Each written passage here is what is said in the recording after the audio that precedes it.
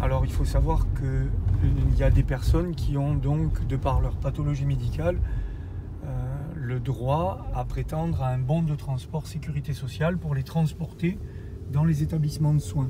Donc ces personnes peuvent être transportées ou par ce qu'on appelle communément un VSL, qui est donc une voiture classique utilisée par des compagnies d'ambulance, ou ce qu'on appelle un taxi conventionné.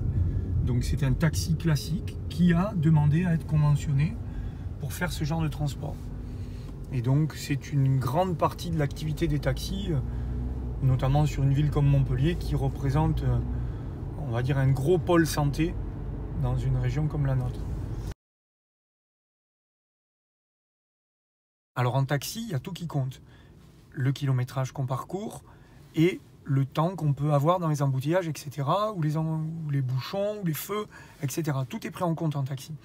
Par contre, en taxi conventionné, ce sont des tarifs qui sont établis au kilomètre par la sécurité sociale, avec la sécurité sociale. Donc, ça prend en compte le point de départ domicile, par exemple, de la personne, jusqu'à son centre de soins, clinique, hôpital, etc.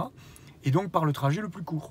Donc, si malheureusement, sur ce trajet, la voiture est arrêtée parce qu'il y a un grave accident et qu'on ne peut pas avancer, déjà la personne va arriver en retard, et en plus de ça, ça ne modifiera pas le tarif que va pouvoir prétendre le chauffeur. Ah oui, ça arrive, bien sûr. Bien sûr, sur des trajets qui sont juste autour de la métropole, sur certains secteurs. On parlait tout à l'heure de Villeneuve-les-Maglones. Villeneuve-les-Maglones est un endroit qui est très embouteillé. Il n'y a pas vraiment de solution autre que la route pour pouvoir transporter des gens qui viendraient sur Montpellier. Il est clair que cette zone-là, par exemple, qui n'est pas très loin de Montpellier, en kilomètres, on peut passer énormément de temps pour prendre quelqu'un à Villeneuve-les-Maglones, par exemple, et l'amener dans le quartier des hôpitaux. Voilà. Ça peut prendre énormément de temps.